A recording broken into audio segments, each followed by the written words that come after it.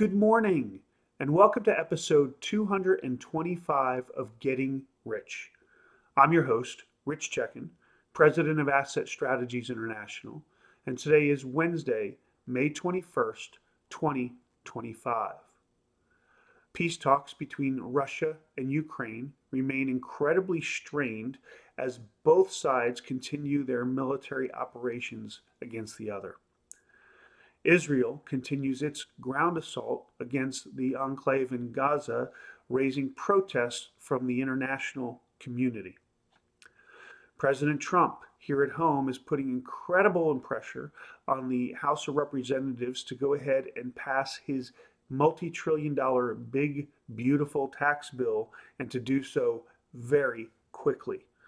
In the meantime, Moody's rating service has gone ahead and downgraded U.S. debt from AAA rating to AA1 rating.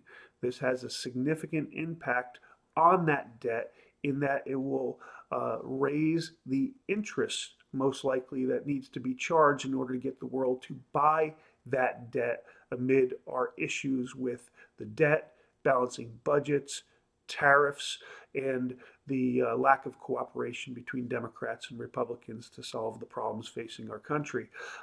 Let's take a look at the numbers and see how that's having an impact on the markets. Gold today stands at $3,311 an ounce. That's up 2.4% from last week at 32.3210 an ounce. Silver's up 0.9% to $33.18. Last week it was $32.90 an ounce. Platinum's up 5.2%, trading at $1,052 an ounce. It was $1,000 even last week. And palladium is up 6.3% to $1,035 an ounce. It was $974 an ounce last week. With gold outperforming silver, you guessed it, it's going to take more ounces of silver to buy that ounce of gold. This week, the gold silver ratio stands at 99.79. Last week, it was at 98.24. And the US dollar continues to be under pressure, largely because of the Moody's downgrading. The US dollar index stands at 99.46. It was 100.49 last week, so we're losing ground against major currency trading partners. Make no mistake, folks, the debt is a big deal. Deficits are a big deal.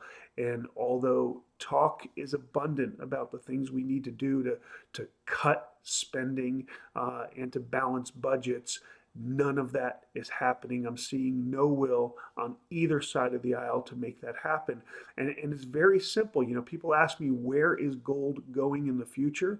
There's no question it's going up as long as nobody is focused on balancing budgets and cutting debt. Plain and simple, we cannot afford to pay our bills. Therefore, the only way we can make that right and clear those accounts is to go ahead and increase the money supply. That is inflation.